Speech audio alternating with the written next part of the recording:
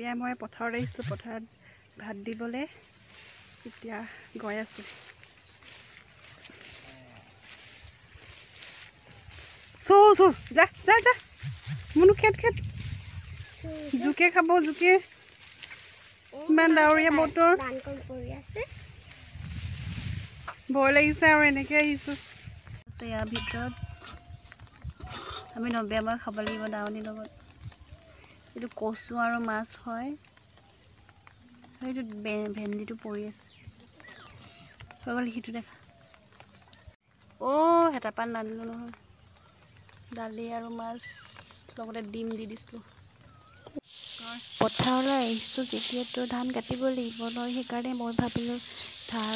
ধানকে কাটোঁ নেকি বৰ বেছি ধান কাটিব নোৱাৰোঁ হ'লেও কাটিছোঁ আমাৰ নিজে খেতি নকৰে বেলেগক কৰিব দিয়ে চ' ইমান মানে কটা নহয় আৰু ধান কেতিয়াবা মন গ'লে কাটোঁ সিহঁতৰ লগতে সেইকাৰণে ভাবিলোঁ ধান এমুঠি কাটিয়ে যাওঁ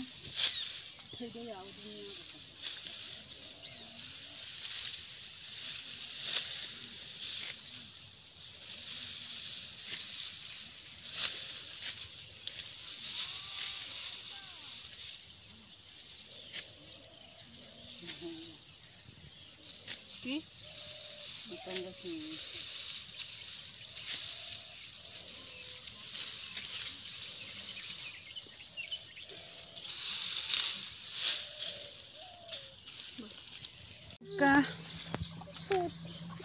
উপায় নাই আৰু তেনেকৈ পথাৰত লাগিছোঁ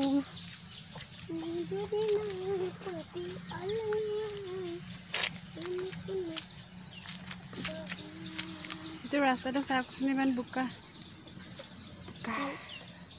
গাঁৱলীয়া ছোৱালী যে চব খোজকাঢ়িব পাৰিছোঁ আৰু মানে পাৰোঁ খোজকাঢ়িবলৈ বোকা পানী ৰ'দ বতাহ বৰষুণ সহ্য কৰোঁ সেইবোৰ পাৰোঁ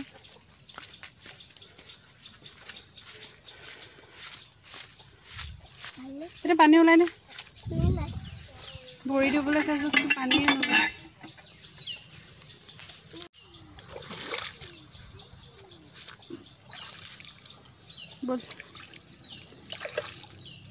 বৰষুণৰ পানীতে ভৰি হাত ধুই মেলি এতিয়া পথাৰত ভাত খাই আছোঁ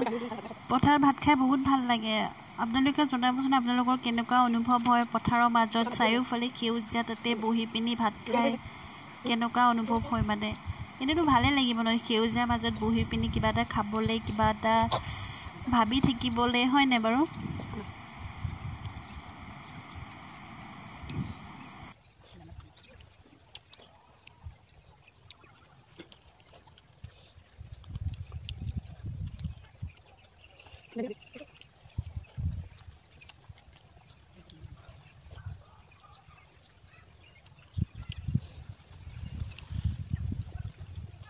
ফৰিং এজনী পালোঁ এতিয়া ইয়াক খাবগৈ লাগিব পুৰি পিনি